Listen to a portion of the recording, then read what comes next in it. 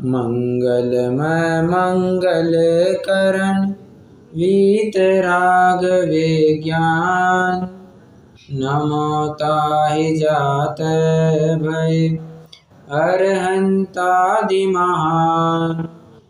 करि मंगल करि हो महा ग्रंथ करन को काज। जात मिलै समाज सब पावे निज पद राज। बहुविधि मिथ्या गहन करी मलिन भयो निज भाव। ताको होत अभाव है सहज रूप दर्शाव। कर्तावाद का खंडन यहाँ से चल रहा है। पंडित जी बराबर तर्क के ऊपर तर्क रखे जा रहे हैं। वो कितने ही कुतर्क रखे, बट एक के बाद एक अपने प्रबल तर्कों के द्वारा पंडित जी उसके कुतर्कों का खंडन कर रहे हैं और ये बराबरी से सिद्ध करने की कोशिश कर रहे हैं कि ईश्वर तो जगत का कर्ता बिल्कुल भी नहीं है। और वैसे अपने 4-5 दिन पहले या हो सकता है हफ्ते भर पहले भी ये चर्चा चल चुकी है कि यहाँ पर ईश्वर के कर्तावाद का खंडन करके मानो वे ये बताना चाहते हैं कि जब सबसे ताकतवर व्यक्ति, सर्वशक्तिमान व्यक्ति भी किसी का कुछ करने में समर्थ नहीं है, तो हम आप सरीखे की क्या हिम्मत है या हम आप सब की क्या औकात है कि हम किसी और वस्तु के कर्ता बन जाए। कर्ता हम बन ही नहीं सकते हैं। जब ईश्वर के कर्तावाद के ऊपर खंडन हो जाता है तो अपने कर्तापने के ऊपर भी खंडन हो जाता है और अकर्तृत्व स्वभाव का हमें निर्णय करना होता है। ये इस प्रकरण से हमें समझ में आता है। कुल मिलाकर के निष्कर्ष इतना ही निकलेगा कि प्रत्येक वस्तु ही स्वयं की कर्ता है, स्वयं ही स्वयं का कर्ता है। कोई पर वस्तु दूसरे वस्तु रूप कर नहीं सकता, उसका कर्ता धर्ता हर्ता नहीं हो सकता। कर्ता कर्म अधिकार अगर आप पढ़ेंगे पूरी की पूरी आपको इसी की छटाई मिलेगी। और लगभग क्या सबसे बड़ा अधिकार, समयसार का सबसे बड़ा अधिकार अगर आपको देखना है तो कर्ता कर्म अधिकार है। मतलब कितना 69 से चालू किया, 32 और 44 लगभग 76 गाथाओं के द्वारा क्या कहा, लगभग 76 गाथाओं के द्वारा आचार्य देव ने ये पूरा प्रकरण फैलाया हुआ है, इतना विस्तार किया है। बात इतनी कहना चाहते हैं कि जीव को कर्तापने का इतना भूत चढ़ा हुआ है, इसके कर्तापने का ही भूत उतारना है। तो यही उपक्रम यहाँ पर भी चल रहा है। हालांकि यहाँ पर कोई जैनी सामने नहीं है, परंतु ऐसी मान्यता जैन में हो अजैन में हो उससे फर्क क्या पड़ता है। हमें तो उस मान्यता का खंडन करना है, हमें किसी व्यक्ति से विरोध नहीं है, हमें तो उसकी मान्यता से विरोध भी क्या कहे, हमें थोड़ा सा राग बुद्धि हो रही है कि बाबा ये भूला है, इसमें योग्यता है, इसको हम सही मार्ग दिखाएंगे तो सही मार्ग पर आ सकता है, इसलिए हम उसको बता रहे हैं। अगर सामने वाले में योग्यता भी नहीं होती तो सामने वाले को कहा भी नहीं जाता। यहाँ पर सामने वाला जो एक प्रकार से ब्रह्मवादी बैठा है उसमें पंडित साहब को योग्यता दिख रही है, वो सामने वाला समझने की कोशिश कर रहा है, तो पंडित साहब फिर बराबर से उसको उत्तर दे जा रहे हैं। कल अपन ने एक प्रकरण पूरा किया जहाँ पर वो कहता है कि जितनी भी क्रियाएं हैं ये ब्रह्मा विष्णु महेश की, ये माया के अधीन नहीं है। माया के अधीन नहीं होकर के माया के अधीन होकर के ये काम नहीं करते, बल्कि माया ही इनके अधीन है। अब लो उल्टा काम हो गया। जैसे ये तो ऐसी बात हो गई कि दादाजी से उत्पन्न पिता से उत्पन्न हम, और हम दादाजी के ऊपर चलाते हैं। ये तो थोड़ा सा, हालांकि आजकल के ज़माने में तो कुछ भी हो जाता है, बट एक आदर की अपेक्षा बात करें तो दादाजी ने हमको कंट्रोल करना चाहिए या हमने दादाजी को कंट्रोल करना चाहिए। अब दादाजी ने हमको कंट्रोल करना चाहिए, मतलब आज्ञा कुछ देना, उनसे अनुभव लेना, ये उनसे पॉसिबल है। ये हम उनको नहीं बताएंगे कि आपको क्या करना चाहिए और को आपको क्या नहीं करना चाहिए। वो तो उनकी तरफ से हमें आना चाहिए, शिक्षा है उनसे मिलनी चाहिए बस। अब वो क्या कहता है कि ब्रह्माया जो है वो ब्रह्मादि के अधीन है। मतलब माया से उत्पन्न तीन गुणों से ये उत्पन्न हुए ब्रह्मा विष्णु महेश, और ब्रह्मा विष्णु महेश ने माया को कंट्रोल कर रखा है। ये तो कुछ बात जचती नहीं है, और माया के अधीन होकर के नहीं किया है। और तो पंडित साहब कहते हैं कि ऐसे ऐसे हीन कार्य करते हो, चीर हरण आदि क्रियाएं, दधी लूटना और गाय चराने वाली ऐसी नीच कुलों वाली क्रिया करते हो और भगवान मानते हो। हमें ऐसी क्रियाएं करने से आपत्ति तो क्या कहे, आपत्ति कहना ये भी ठीक वर्ड नहीं रहेगा। ठीक है, ऐसी होती होगी, छोटा बच्चा होगा, छोटे बच्चे के रूप में ऐसी कोई गलती से हरकतें करता होगा, शरारती बच्चा होगा, वहां तक तो हम समझ लेते थे, उसको समझाने पर वो समझ जाता है। परंतु तुमने तो उसको भगवान बना करके रखा है, हमको उससे आपत्ति है। ऐसा करने वाला तो बिल्कुल भी भगवान नहीं हो सकता है। ये एक विद्वान है और वे घटना सुनाते हैं। बात ऐसी है कि जब उनकी धर्मपत्नी को पीठ में थोड़ी सी दिक्कत होने लग गई, अब नाम से ही बता दूं, अपने जो पंडित सचिन जी है उनकी धर्मपत्नी, तो उनको एक बार, मतलब काफ़ी साल पहले की बात है, उनको पीठ में काफ़ी पेन होने लग गया था, बैक पेन बहुत चल रहा था। तो उसको लेकर के एक महिला बराबर से रोज आती थी मालिश के हेतु। ये बराबर है, वो घटना सुनाते हैं। हाँ, पंडित सचिन जी ये बराबर से लगभग ब्रह्मचर्य का जब भी प्रकरण चलता है ना, वे घटना सुनाते हैं। वे कहते हैं कि वो जो मालिश करने वाली महिला आती थी, वो तो उनसे कहती थी क्या कि आपको धर्म बड़ो अच्छो है। वो उनकी भाषा में कहते थे, आपको धर्म बड़ो अच्छो है कि आप तो घर में रह करके ब्रह्मचर्य से रहते हो। हाँ, यहाँ तो हमारे भगवान ही ब्रह्मचारी नहीं रहे, हम कहाँ से रहेंगे। ऐसा उनको महिला, वो अजैन थी, वो कहने लग गई, हमारे भगवान ही ब्रह्मचारी नहीं है तो हम कहाँ से होंगे। और ये बात साफ साफ हम यहाँ पर देख रहे हैं। ऐसे यहाँ के पंडित जी तो कहते हैं चीर हरण आदि निर्लज्जों की कार्य करते हैं, ये कहाँ तक शोभा देती है। ये बिल्कुल भी शोभा नहीं देती। तुम में और बाकी संसारों में फिर अंतर क्या रहा, बराबर। अब अपन थोड़ा आगे बढ़ते हैं। अब क्या कहना चाहते हैं, अब वो थोड़ा सा ना समझदार की टोन बोलने लग गया है। वो कहते हैं नहीं, आप भी कैसे अध्यात्म में कहते हो कि सेवता हुआ भी नहीं सेवता, और ज्ञानी जितनी भी क्रियाएं करता है अनिच्छा पूर्वक करता है, उसमें वो अनुरक्त नहीं होता। ऐसा कह करके वो थोड़ा सा छल ग्रहण करना चाहता है। तो आइए देखते हैं वो कहना क्या चाहता है। पॉइंट नंबर कौन सा चलेगा,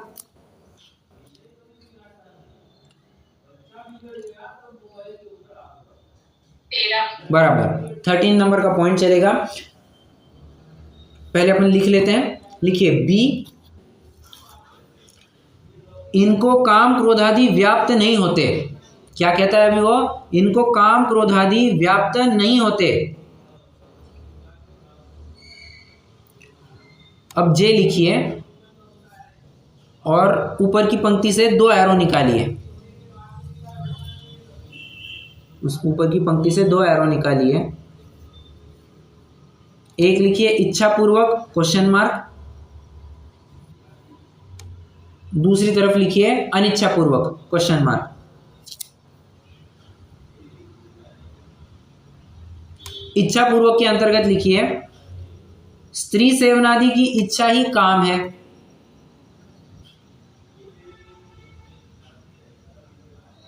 स्त्री सेवनादि की इच्छा ही काम है इत्यादि।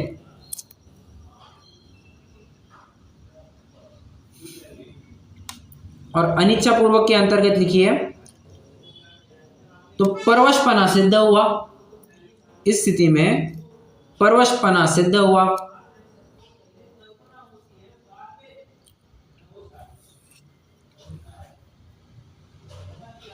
और भगवान के परवशपना कैसे संभव है, भगवान भी किसी के अधीन होंगे क्या। तो ये बात तो तुम कहोगे नहीं। आपको सिर्फ इतना ही लिखना है, भगवान के परवशपना संभव नहीं है।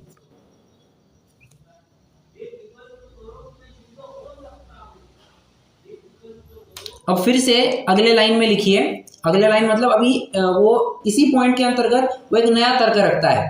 नहीं नहीं, ये जो कुछ भी है ना, ये उनकी लीला चल रही है। बी लिखिए, बी लिखिए और आगे लिखिए, ये लीला करते हैं, ये लीला करते हैं।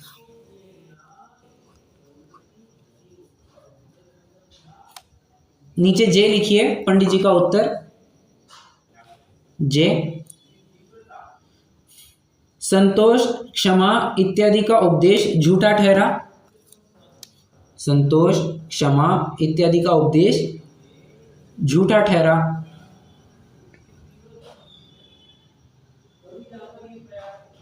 हो गया लिख करके?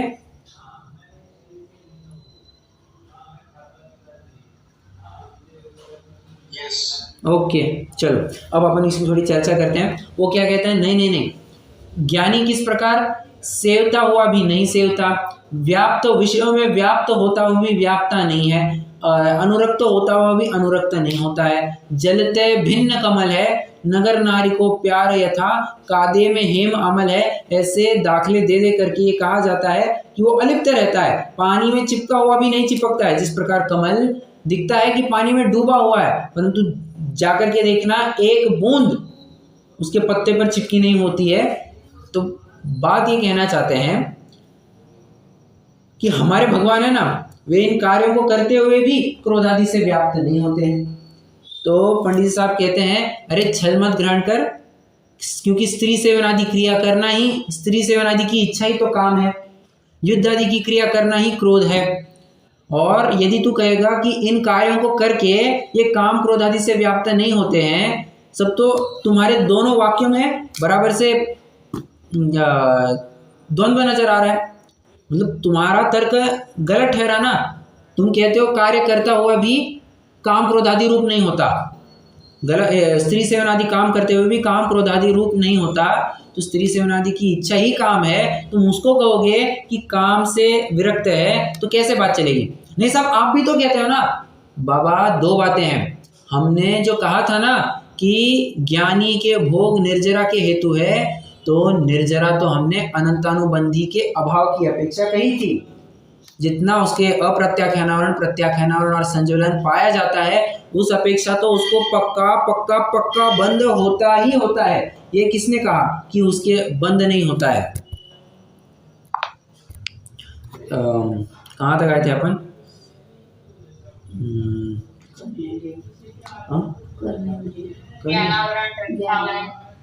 ज्ञानावरण दर्शनावरण कहाँ से आया?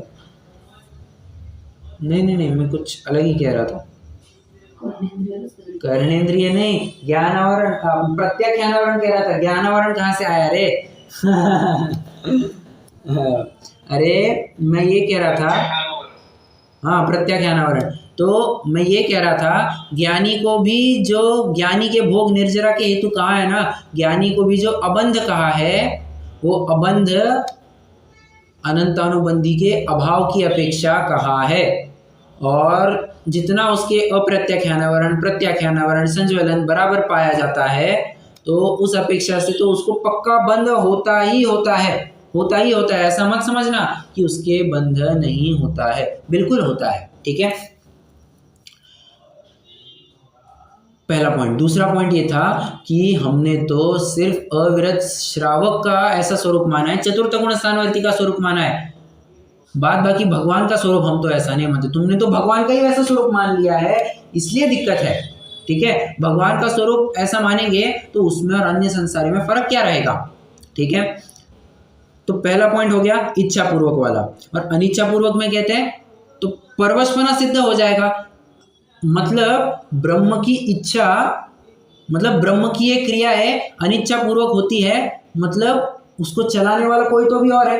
ब्रह्म, देखो हम कोई काम करते हैं जो हमें पसंद नहीं आता, या फिर मान के चलिए हमारे थाली में ऐसी सब्जी आ गई है जो अपन को पसंद नहीं आती, बट क्या करें, खाना पड़ेगा।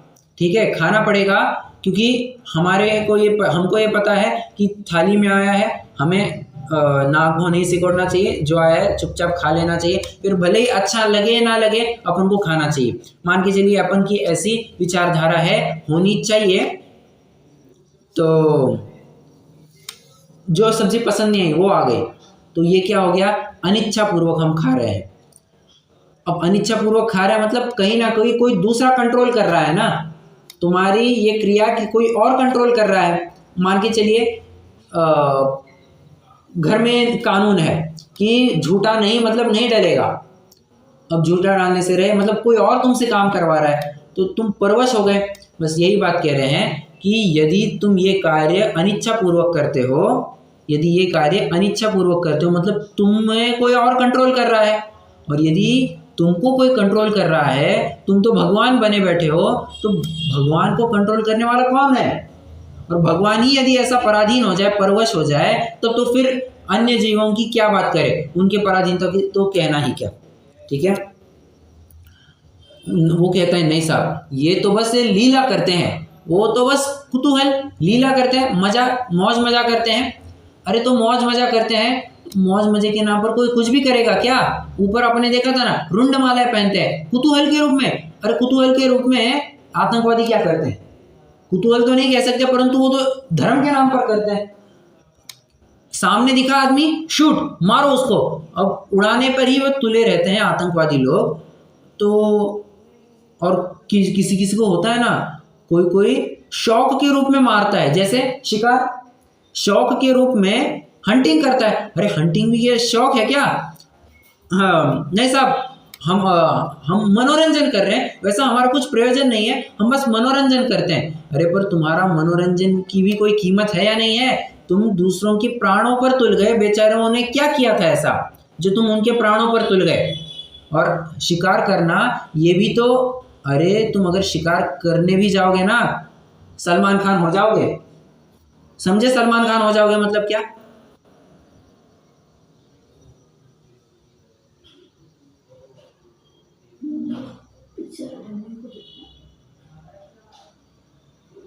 नहीं समझा किसी को? नहीं।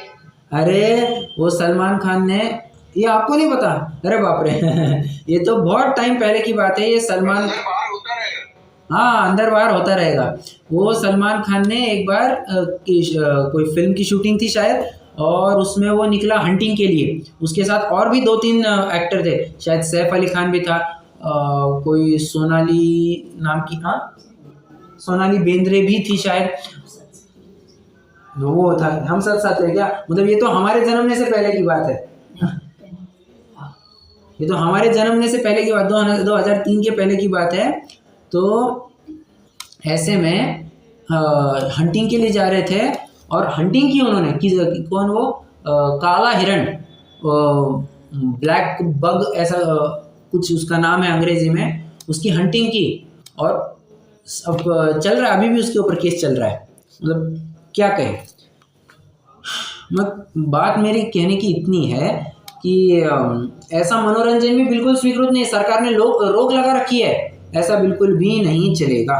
ठीक है, तो तुम लीला करते हो, ये ऐसी कैसी लीला जहां पर काम क्रोध आदि पाए जाते हैं। ठीक है, तो फिर बाकियों को क्षमा संतोष इत्यादि का उपदेश क्यों देना?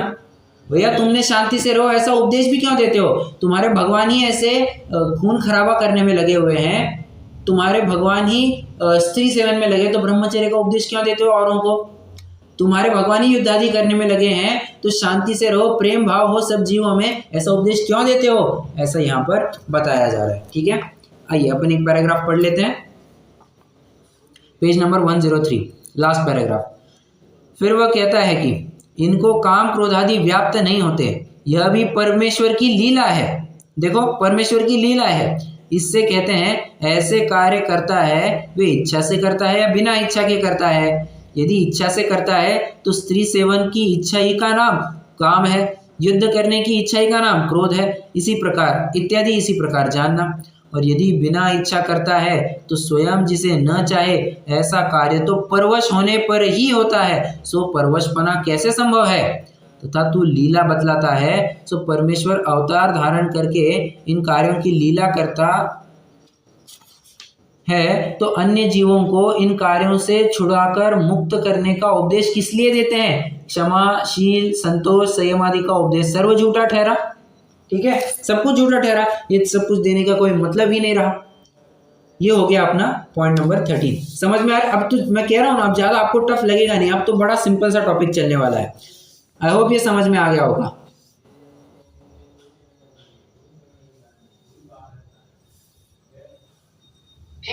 ओके चलो, अब अगला पॉइंट देखते हैं। अब कहते हैं यदा यदा ही धर्मस्य ग्लानिर्भवतु भारत अभ्युत्थानम अधर्मस्य तदात्मानं सृजाम्यहम्। और आगे आगे कोई जानता है क्या? वैसे ही पूछ रहा हूँ, नहीं हो पता होगा तो भी कोई दिक्कत नहीं है। पता है किसी को अगला छंद?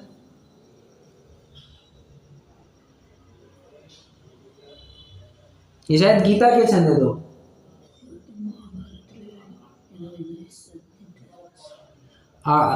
ठीक है, कोई बात नहीं, मैं बताता हूँ आगे।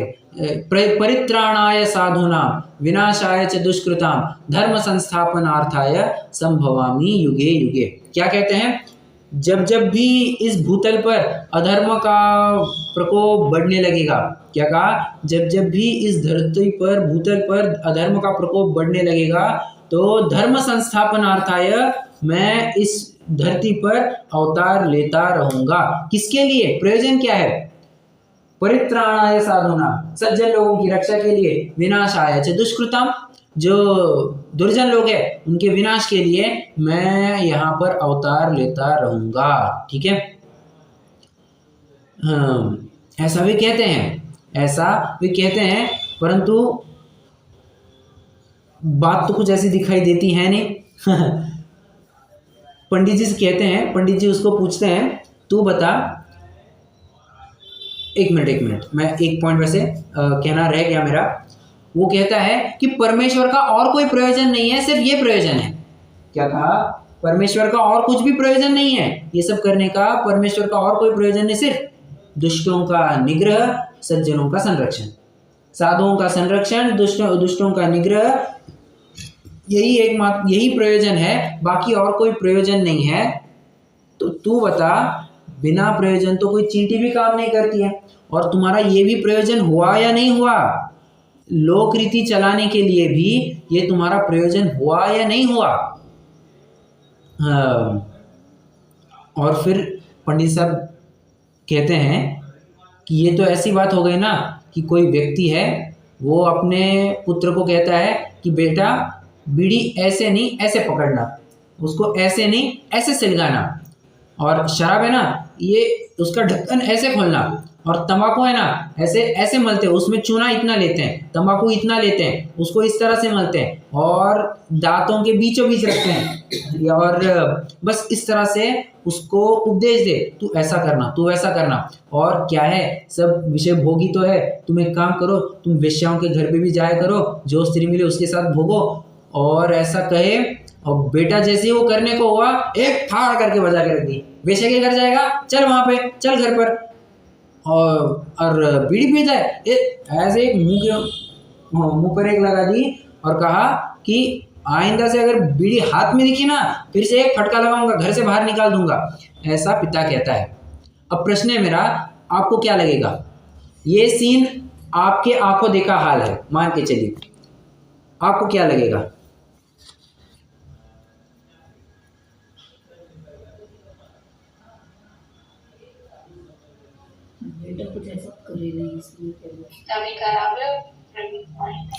पिता भी खराब है और पुत्र तो गया गुजरा है।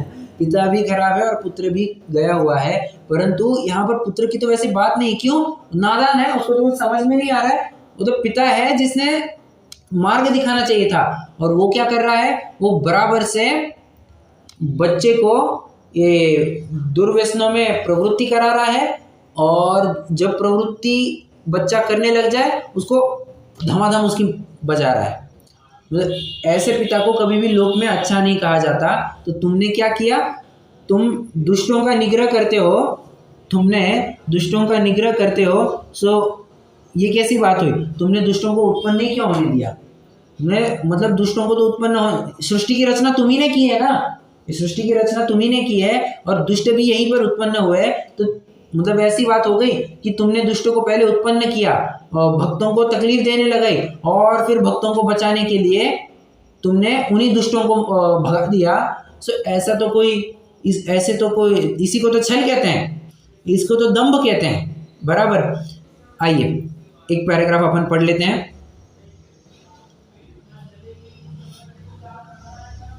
और पॉइंट ये है, देखो ना, मैं कहूँ जैसे कोई कंपनी है, कंपनी का मालिक कहे तुम एक काम करो, ये वही खाते में ना एक काम करो, 1 करोड़ रुपए का सेल रिकॉर्ड कर दो।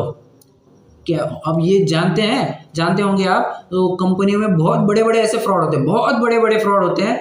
और क्या करें, ऑडिटर के साथ भी उनकी मिली भगत रहती है, ऑडिटर को भी पता होता है, क्यों, ऑडिटर को भी माल मिलने वाला होता है, तो सब अंदर में जाकर के सेटल होता है। तो कंपनी वाले क्या करते हैं, बड़ी बड़ी कंपनी, उनको टारगेट्स दिए होते हैं, ये आपको पता ही होगा शायद, टारगेट्स दिए होते हैं और सेल वाले तो बड़े प्रेशर में होते हैं। तो क्या किया जाता है, फर्जी एंट्री बुक करते हैं, फर्जी बिल निकालते हैं, सामने वाला मतलब किसी भी व्यक्ति के ऊपर एक फर्जी बिल निकालते हैं, इसके नाम 10 लाख रुपया, उसके नाम 10 लाख रुपया, इसके नाम 20 लाख, इसके नाम 1 करोड़, इसके नाम 2 करोड़, ऐसा कर करा के 5 करोड़ का सेल बढ़ाना था, उसको बढ़ा दिया जाता है। अब 5 करोड़ का सेल बढ़ेगा, भले आदमी 10% भी प्रॉफिट करोगे तो 50 लाख रुपया बढ़ता है प्रॉफिट। अब जिसको प्रॉफिट उसका अचीव नहीं हो रहा था, उसका प्रॉफिट बराबर अचीव हो जाएगा, बराबर। अब ये तो मालिक खुद आकर के कह रहा है, क्या कहा मालिक ने, चलो अपन ऑडिटर की लेते हैं, ऑडिटर ने कहा कंपनी वालों को, तुम एक काम करो, तुम ऐसा ये फर्जी बिल रिकॉर्ड करो और ये खर्चे भी दिखाओ, इनकम टैक्स में तुम्हारी बचत होगी, और ये भी करो और वो भी करो, खुद रास्ते दिखा रहा है फ्रॉड करने के। और जब बारी आती है तब खुद ही गवर्नमेंट के दरवाजे खटखटाता है और कहता है, ये देखो ये कंपनी है ना, ये चोर कंपनी है, ये बराबर से इसने ऐसा ऐसा फ्रॉड कर रखा है। ऐसे आदमी को कोई अच्छा कहेगा, ऐसे ऑडिटर को कोई अच्छा कहेगा क्या?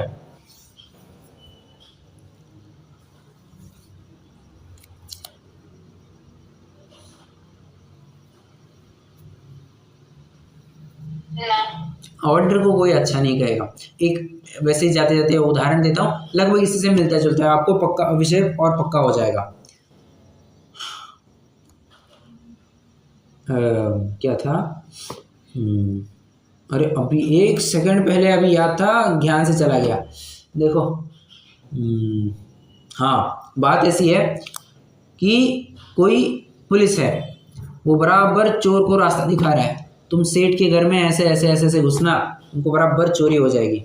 और जैसे ही चोर वहां से चला गया, सेठ को फोन किया, आज रात 12 बजे सावधान रहना। मतलब चोर को भी रास्ता तुम ही दिखा रहे हो, सेठ को आगाह भी तुम ही कर रहे हो, दोनों तरफ से माल लूटना चाहते हो। अरे ऐसे पुलिस को तो कौन अच्छा कहते हैं, इसी को तो करप्शन कहते हैं। और इसी का तो फल मतलब इससे, ऐसा करने से तो दंड मिलता है, ऐसे काम करने ही से तो दंड मिलता है। तो भगवान भी क्या करते हैं, पहले तो भक्त और दुष्ट दोनों को उत्पन्न करते हैं, ठीक है, फिर दुष्टों के द्वारा भक्तों को पीड़ा दिलवाते हैं, समझना। और जब भक्त बहुत हाजी हुजूरी करने आ जाए तो फिर दुष्टों का निग्रह करते हैं। इसमें कौन बड़ाई है, ऐसा काम करना ही तो खराब कहते हैं, इसी का फल तो नरक लिखा गया है, ठीक है। आइए एक पैराग्राफ पढ़ लेते हैं, ये पॉइंट नंबर 14, पॉइंट नंबर 14 में लिखेंगे, बी, परमेश्वर का कोई प्रयोजन नहीं, एंड लोक रीति की प्रवृत्ति के लिए, लोक रीति की प्रवृत्ति के लिए।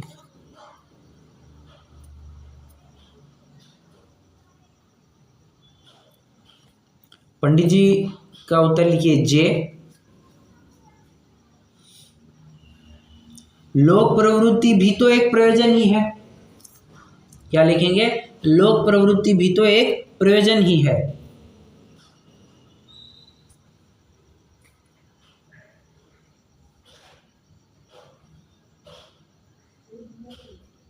और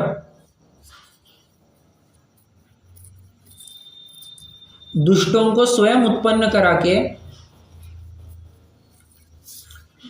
स्वयं नरक में डालना,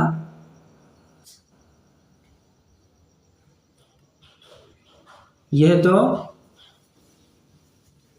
मायाचारी वाला कार्य हुआ। दुष्टों को स्वयं उत्पन्न करा के उन्हीं को गलत काम करने पर, ऐसा लिखिए, गलत काम करने पर नरक में डालना,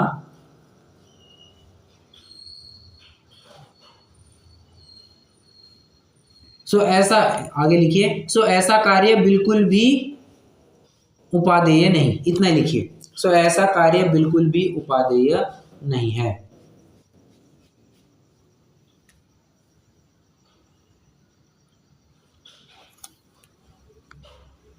ठीक है, आइए एक पैराग्राफ अपन फटाफट पढ़ लेते हैं। फिर वो कहता है कि परमेश्वर को तो कोई प्रयोजन है, कुछ प्रयोजन नहीं है। लोक रीति की प्रवृत्ति के अर्थ वह भक्तों की रक्षा, दुष्टों का निग्रह, उसके अर्थ अवतार धारण करता है। तो इससे पूछते हैं, प्रयोजन बिना चींटी भी कार्य नहीं करती, परमेश्वर किस लिए करेगा? तथा तूने प्रयोजन भी कहा कि लोक रीति की प्रवृत्ति के अर्थ करता है। सो जैसे कोई पुरुष आप कुचेष्टा से अपने पुत्रों को सिखाए और वे उस चेष्टा रूप प्रवर्ते तब उन्हें मारे, तो ऐसे पिता को भला कैसे कहेंगे? उसी प्रकार ब्रह्मादि आप काम क्रोधादि रूप चेष्टा से अपने उत्पन्न किए लोगों की प्रवृत्ति कराए और वे लोग उस प्रकार प्रवृत्ति करे तब उन्हें नरक आदि में डाले। इन्हीं भावों का फल शास्त्र में नरक आदि लिखा है। सो ऐसे प्रभु को भला कैसे माने? ठीक है, हालांकि जो मैंने अभी पॉइंट लिखा है ना, वो दुष्टों का नहीं होना चाहिए। ऐसे लिखिए, लोगों को उत्पन्न, दुष्टों की जगह लोग लिखिए, सिर्फ लोगों को उत्पन्न करे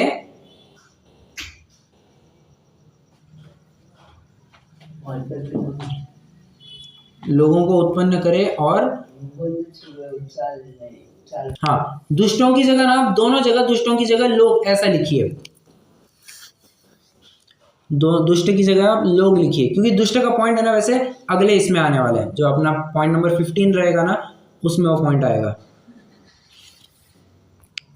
चलिए अपन अभी अगला पॉइंट देखते हैं। अभी अपन ये लास्ट पॉइंट देखें, क्योंकि क्या है, मेरे यहाँ पे थोड़ा सा नेटवर्क का इशू चल रहा है।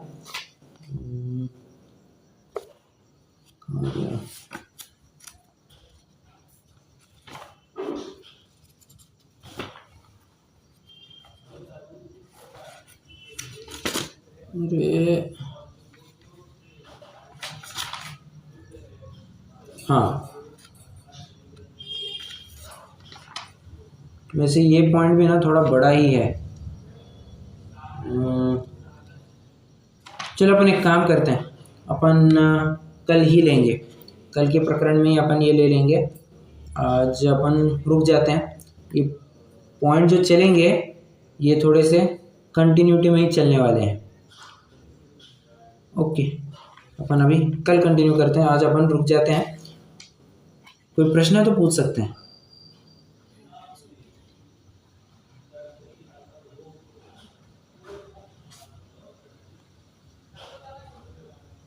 नहीं, चलो जिनवाणी स्तुति करते हैं।